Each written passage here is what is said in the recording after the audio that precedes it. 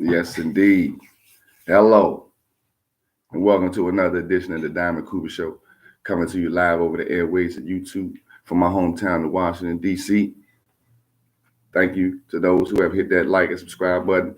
If this is your first time joining, hit that like, boop, that subscribe, support your boy, and I'm going to keep this content coming. Before I get started, we got to congratulate the Michigan Wolverines. They just finished off Alabama a few minutes ago in overtime to advance to the college football playoff championship and to send your boy and a couple of people he know to the window 52 card pickup. You know, Michigan covered that money. That was one of the jewels I gave y'all.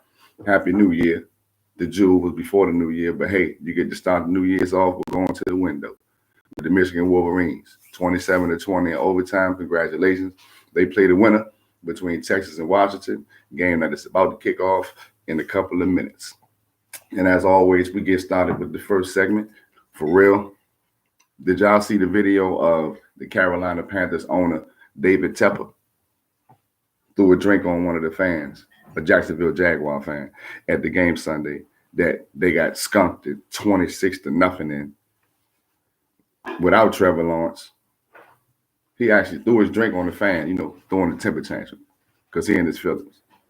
Like building, wow, like building an unimpressive resume so far isn't enough. Like since you got there, you done traded away all your best players.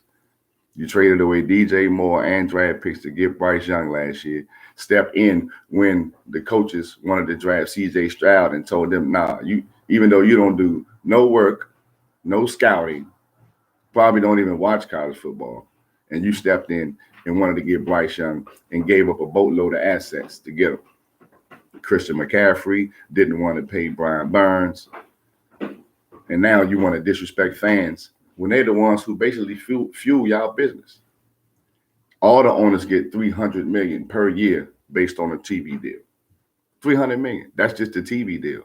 The rest of the money is those seats, the tailgating, the parking, the concession stands, memorabilia, all the jerseys and hats and come on now, you just shitting on the fans now, huh? Y'all already basically running slave ships because y'all not giving them no guaranteed contracts. You see what Denver owner and Sean Payton just did to Russell Wilson when it came to his money and his injury clause, because they didn't want to give him that money. And the craziest part about it is because of their status and they, in the billionaire club, etc., he won't face any significant consequences because a fine is not going to hurt his pocket because he's going to get that right back. And the suspicion won't hurt him because the product that they putting on the field, he probably don't even want to see that shit. Like, these owners, man, getting beside themselves. You getting your feelings. You the reason that y'all team is some trash. And y'all got beat 26-0 yesterday. You coming in the new year with this bad look, brother. Don't think you're above all else. They just got Dan Snyder out of there. You see they got Donald Sterling away from the Clippers. You know how this thing go, man, professional sports. You get to messing with the bottom line of everybody else with your conduct, you can get out of there too. Disgrace, man. Disgrace, man. You make yourself look real bad as an owner of an NFL franchise, throwing your drink on the fan, man. Man, look, it's some fans, man, you wouldn't do that to. And if you did it to a football player, really would have been a problem. We're moving right along because we got better stuff to talk about. And, of course, I want to check out some of that Texas and Washington game before the night is over with. How about them Cowboys? We won 20-19, and I don't want to hear all that talk about the call and everything. Look, they did all that trying to confuse who was going to be eligible so they could try to run that little trick play. It backfired on them, man.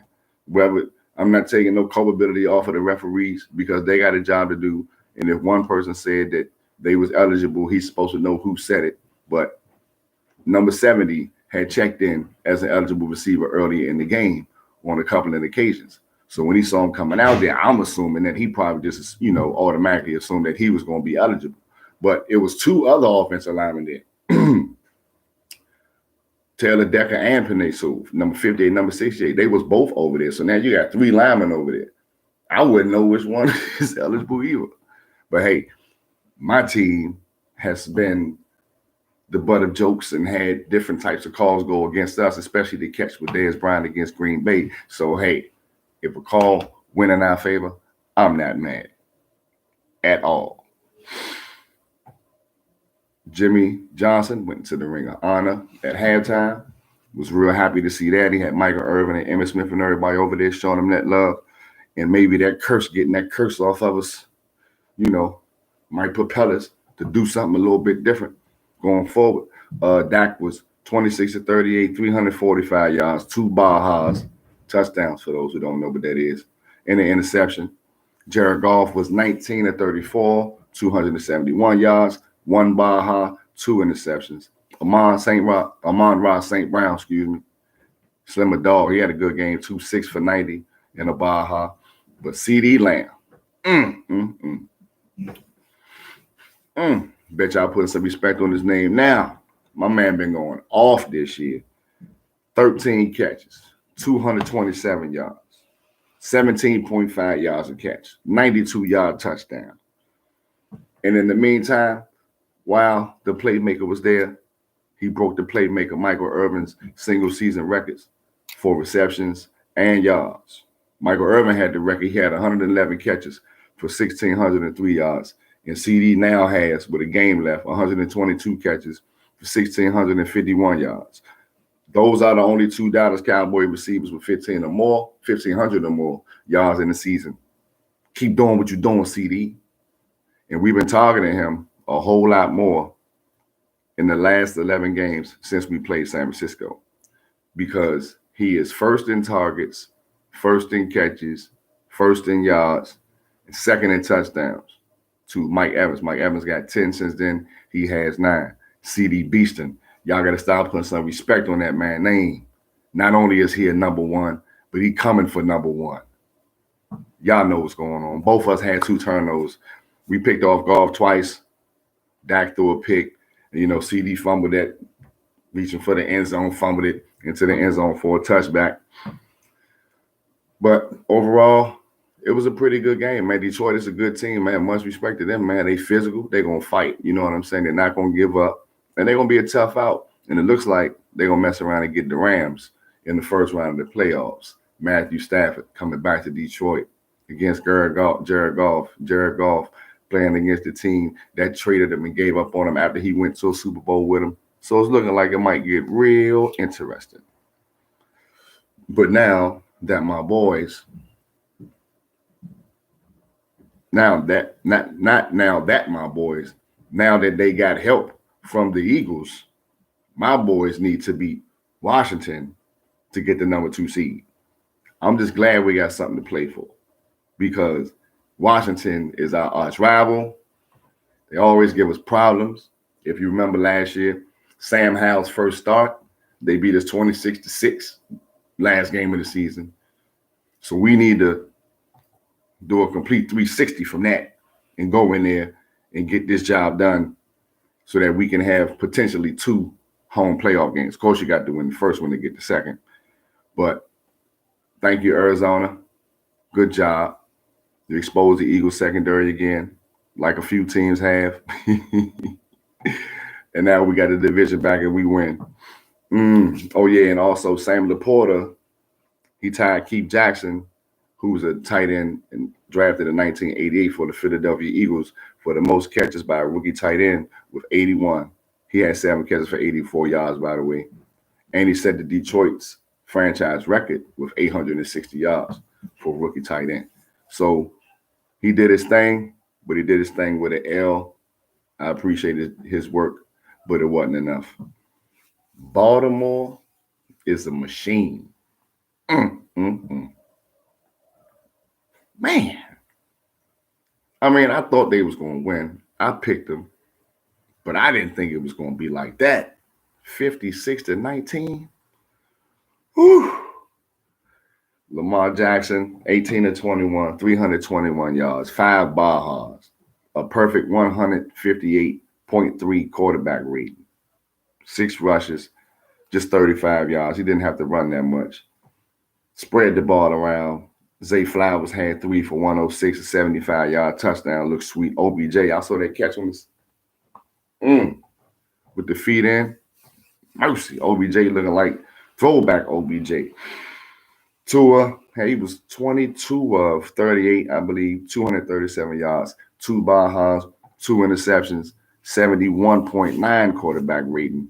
Tyree Hill, kind of quiet night, 6 catches, 76 yards. Devon A-Chain did his thing, though. A-Chan, let me pronounce his name correctly, man. Get that brother's respect. 107 yards rushing, 4 catches, 30 yards, and he got a touchdown catch. Y'all saw the one hand by Isaiah Likely, the tight end for Baltimore on the 4th down with the left. They looking good, man. Baltimore looks like a machine. And if I was you, I'd go ahead and get your money and put some money on them to win it all. And Michigan to win a national championship next Monday, too. Need to go do that. You can do that on the future odds. You can bet that tonight. With Miami losing that game, though, and it was a bad loss, man. They're a good team, though. They still a good team. Jaden Wilder wasn't there. Mostert wasn't there. You know what I'm saying? They had a couple of injuries along the offensive line. Guys playing through injuries, toughing it out. But they still a good team, though. You can't sleep on them. But you think you just, going to walk in there and win, and they mess around and be up 21-0 on you before you could blink. That game between Miami and Buffalo next week was for the AFC East. Because Buffalo beat New England 27-21. Miami, if they would have won, they had a chance to clinch the number 1 seed, and they would have had a division. But now, since they lost, they got Buffalo coming to town, South Beach, next week. That's for the AFC East. Big boy football. Baltimore clinched the number 1 seed in the AFC with that win, and San Francisco clinched the number 1 seed in the NFC after beating Washington 27-10 yesterday. The playoff scenarios look like this. Baltimore's number 1 in the AFC. Miami is number 2. Baltimore's 13-3. Miami 11-5. Kansas City is locked into the number 3 seed. So for those who get their money down on the table, on the ticket, hoping to go to the window, keep in mind, Kansas City can't move up or down. They locked at 3, so they might not play some of their players. Jacksonville, they leading the AFC South, but they tied with Indianapolis and Houston. The winner between Indianapolis and Houston is in, and if Jacksonville loses, they'll win the division. Cleveland is locked in at number 5. They can't move up or down. So this week at Cincinnati, they might not play a lot of their starters. Buffalo, they are number 6 right now with 10-6. Indianapolis is right behind them at 9-7. And that's going to be a good one because Indianapolis and Houston, they play at Indianapolis Saturday night. Pittsburgh is still alive. Pittsburgh needs to win, and they also need either Buffalo or Jacksonville to lose, and they would get the tiebreaker over them. So that look like Buffalo has to win because if Buffalo loses to Miami, and then Pittsburgh wins, who Pittsburgh play? Where we got? We have Pittsburgh. They had Baltimore Saturday. Baltimore already got number 1 locked up. They probably won't play everybody or maybe play them like a half or something. And, that's the physical rivalry game, too, so they really not going to want to get some of their players hurt because Pittsburgh and Baltimore, they going to hit each other. Believe that. If you've been watching football, you know that. Jacksonville, of course, will clinch the division if they win. Now, when we go to the NFC, San Francisco number 1 clinched at 12-4. Dallas right now number 2 at 11-5. Detroit is at 3 at 11-5, but they possibly could still move up if we were to lose, and I believe if Philly were to lose. Tampa Bay, they have the NFC South locked up right now. They have to beat. Who do they have to beat? They're at Carolina. Okay, they have to win. They clinch the South. They had a chance to do it this week, but New Orleans came to town on the vengeance. You know what I'm saying? They shut them down. They didn't even score until the 4th quarter. So Baker Mayfield and them, they got one more shot. Win and they in. Lose, and New Orleans wins, they're out of it. So it's getting a little dicey down in the NFC South. Philly is number 5 at 11-5. The Rams, they clinched the wild card, so they in 9-7. Like I mentioned earlier, right now they would be going to Detroit in the wild card. And Green Bay, after a very, very impressive 33-10 win over Minnesota. Jordan Love looking like a young Aaron Rodgers with some of the little fade back throws and sidearm throws, putting them little teardrops on them, dropping it in the bread basket. Last night made Minnesota defense look foolish, especially going down the field. Green Bay not to be slept on, and the defense getting better too. All those number one picks, first round picks, they starting to come into fruition collectively, playing good. They got the number 8 spot. Green Bay wins this week at home against Chicago. They are in. So they control their own destiny. Seattle needs help because they need to win and they need Green Bay to lose. They got the tiebreaker over New Orleans. The New Orleans-Atlanta winner could win the division if Tampa Bay loses. So we still have 2 spots left in the NFC. We have 3 spots left in the AFC. And it's getting real tight, real tight. So I don't know who your team is, but if they in the mix, root hard, and hopefully you ain't one of them teams that need help, because it ain't nothing like winning that game, and then you watch the next team win a game, and then they put your team out. The good thing is most of these games are being played at the same time with the teams that are playing for the same spots. So I do like that about the scheduling, because we got 2 games Saturday, and then Sunday in the early slate, the teams that are vying for position to playing at the same time. Same thing in the late window, and finish it off Sunday night with that AFC East championship game, Buffalo at Miami. Couple of shout outs before I get out of here and get ready to check out this Texas and Washington game.